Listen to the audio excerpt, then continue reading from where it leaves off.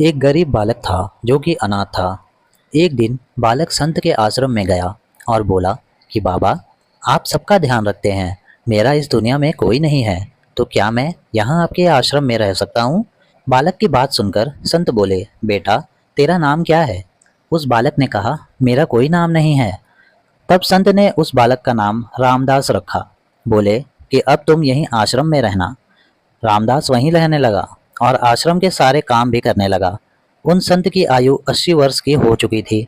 एक दिन वो अपने शिष्यों से बोले, मुझे तीर्थ यात्रा पर जाना है, तुम में से कौन कौन मेरे साथ चलेगा और कौन कौन आश्रम में रुकेगा?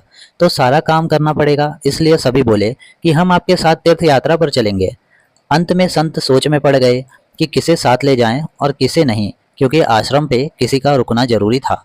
बालक रामदास संत के पास आया और बोला, बाबा, अगर आपको ठीक लगे तो मैं यहीं आश्रम पर रुक जाता हूँ। संत ने कहा, ठीक है, पर तुझे काम करना पड़ेगा। आश्रम की सफाई में भले ही कमी रह जाए, मगर ठाकुर जी की सेवा में कोई भी कमी मत रखना।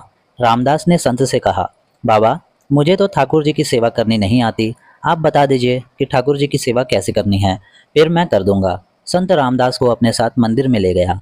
वहां उस मंदिर में राम दरबार की झांकी थी, जिसमें श्री राम जी, सीता जी, लक्ष्मण जी और हनुमान जी थे। संत ने बालक रामदास को ठाकुर जी की सेवा कैसे करनी है सब सिखा दिया। रामदास ने गुरु जी से कहा, बाबा, मेरा इनसे रिश्ता क्या होगा, ये भी बता दो, क्योंकि अगर रिश्ता पता चल जाएगा तो सेवा करने में आनंद आएगा।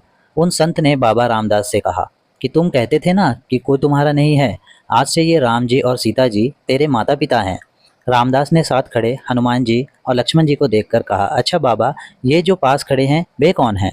संत ने कहा, ये तेरे चाचा जी है, और हनुमान जी के लिए कहा, ये तेरे बड़े भैया हैं।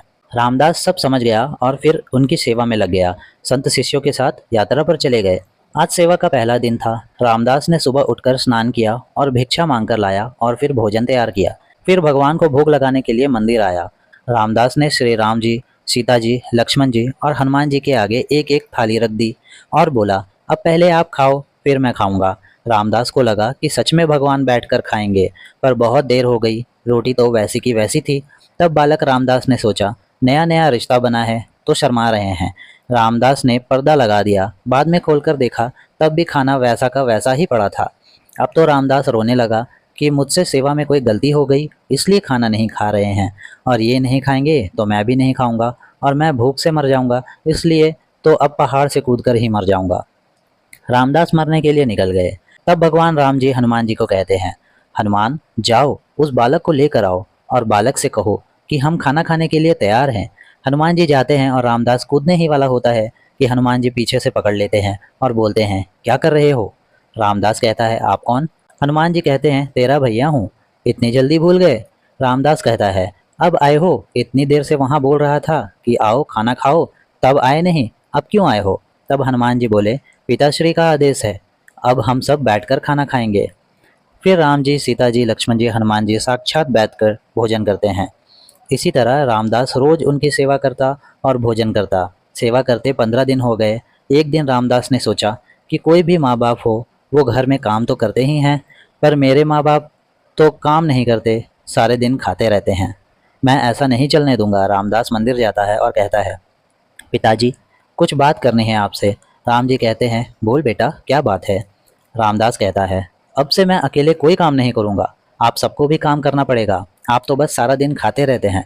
राम जी कहते हैं, तो फिर बताओ बेटा, हमें क्या करना है?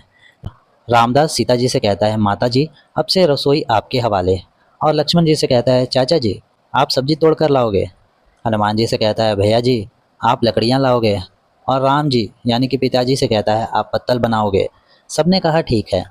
अब सभी मिलकर काम करते हुए एक परिवार की तरह सब साथ रहने लगे। एक दिन वो संत तीर्थ यात्रा से लौटे तो सीधा मंदिर में गए और देखा कि मंदिर में प्रतिमाएं गायब है।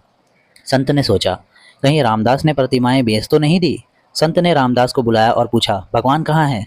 रामदास भी अकड़ कर बोला कि मुझे क्या पता, रसोई में कहीं काम कर रहे होंगे। संत बोले, ये क्या बोल रहे हो? रामदास ने कहा, बाबा, मैं सच बोल रहा हूँ, जब से आप गए हैं ये चारों काम में लगे हुए हैं। वो संत भागकर रसोई में गया और फिर एक झलक देखी कि सीता जी भोजन बना रही थी, राम जी पत्तल बना रहे थे, और फिर वो गायब हो गए, मंदिर में विराजमान हो गए। संत रामदास के पास गया और बोले, आज तुमने मुझे मेरे ठाकुर जी के दर्शन करा दिए, तुम धन्य हो। संत ने रो रो कर रामदास के पैर पकड़ लिए और कहने लगा, यह अर्थ यही है कि ठाकुर जी तो आज भी तैयार है दर्शन के लिए, पर कोई भक्त रामदास जैसा होना भी तो चाहिए।